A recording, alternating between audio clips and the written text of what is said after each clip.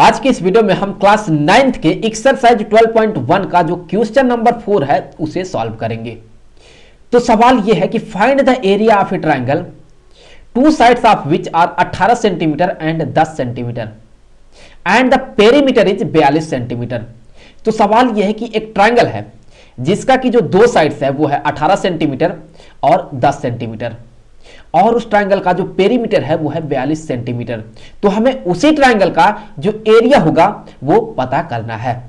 तो फिगर में देखें तो यहां पर ये हो गया है वो ट्राइंगल जिसका कि एक साइड हमने मान लिया कि यह है 18 सेंटीमीटर और एक साइड और हमने मान लिया कि यह है 10 सेंटीमीटर। यहां पर ये जो तीसरा साइड है ये हमें नहीं पता है। तो चलिए मान लेते हैं कि यहां पर ये है ए के बराबर और यहां पर ये जो 10 सेंटीमीटर है ये है पी के बराबर और ये जो साइड है ये है सी के बराबर। तो ये जो सी है ये कितना है ये हमें नहीं पता। तो हमें सबसे पहले ये जो सी का वैल्यू है इसे पता करना होगा। क्यों? क्योंकि जब हम सी के वैल्यू को पता कर लेंगे तो फिर हम इस ट्राइंगल का जो सेमी पेरीमीटर होगा वो पता कर लेंगे और जब हम सेमी पेरीमीटर पता कर लेंगे तो हम हीरोल्स फार्मूले को यूज करते हुए इस ट्राइंगल का एरिया भी पता कर लेंगे। तो सबसे पहले हम यहां पर ये जो सी का वैल्यू है वो पता करेंगे। कैसे पता करेंगे? जैसा कि हमें दिया गया है कि ये जो पेरीमीटर है इस ट्राइंगल का ये जो पेरीमीटर है ये दिया गया है कि ये बराबर है 42 सेंटीमीटर के। फिलहाल मैं यहां पर यूनिट नहीं लिखूंगा, मैं 42 ही लिखूंगा क्योंकि हमें पता है कि ये जो इसका यूनिट है ये है सेंटीमीटर।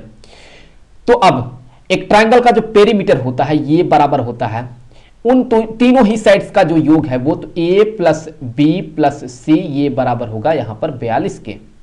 तो a का जो वैल्यू है ये है 18 के प्लस b का जो वैल्यू है ये है 10 के प्लस c का वैल्यू हमें नहीं पता, ये हम पता कर रहे हैं तो ये बराबर हो गया 42 के। सो यहां से हम कह सकते हैं कि जो c होगा ये होगा 42 माइनस 18 और 10 को आपको जोड़ देना है और इसे जो है इस साइड लाना है। तो यहां पर जब आप ऐसा करेंगे तो यहां पर ये हो जाएगा 28 के। तो अब यहां से हम कहेंगे कि ये जो c है इसका वैल्यू होगा 14 सेंटीमीटर के। सो c का ये जो वैल्यू है ये जो c है ये यहां पर हो गया 14 सेंटीमीटर के। तो अब यहां पर हम इस ट्राइंगल का जो सेमी पेरीमीटर होगा वो सबसे पहले पता करेंगे। तो यहां पर इसका जो सेमी पेरीमीटर होगा ये बराबर होगा इस ट्राइंगल का a plus B plus C by 2। That mean जो पेरीमीटर है उसका आधा। तो पेरीमीटर क्या है? पेरीमीटर यहां पर 14 है, माफ कीजिएगा 42 सेंटीमीटर है। तो 42 का ही आधा क्या होगा? ये 21 होगा। दैट मीन 42 बटा 2। सो यहां पर ये हो जाएगा 21 सेंटीमीटर के। ये तो हो गया इसका सेमी पेरीमीटर। तो अब यहां से हम इसका जो एरिया है वो भी पता कर लेंगे। तो यहां से हमें पता है कि हीरोन्स फार्मूले को यूज करेंगे यूजिंग हीरोन्स फार्मूला। तो हीरोन्स फार्मूला ये कहता है कि एक ट्राइंगल का जो एरिया होगा ये बराबर होगा square root of S minus A S minus B S minus C के। तो इससे आगे यहां से हम कह सकते हैं, चलिए यहां पर लिखते हैं। सो यहां से हम कह सकते हैं कि स्क्वायर रूट ऑफ एस का जो वैल्यू है वो है 21। यहां पर ये हो गया 21, फिर 21 माइनस ए क्या है 18 है, फिर 21 माइनस बी क्या है ये है 10 और फिर यहां पर इंटू 21 माइनस सी के जगह पर हम लिखेंगे 14। तो फिर इससे आगे हमें मिलेगा 21, यहां पर ये स्क्वायर रूट में होगा। तो 21 इंटू 21 में से अगर आप 18 को घटा देते ये होगा 3 के बराबर, इंटू 21 में से जब आप 10 घटाएंगे तो ये होगा 11 के, इंटू यहां पर 21 में से अगर आप 14 को घटाते हैं तो आप ये पाएंगे कि ये होगा 7 के बराबर।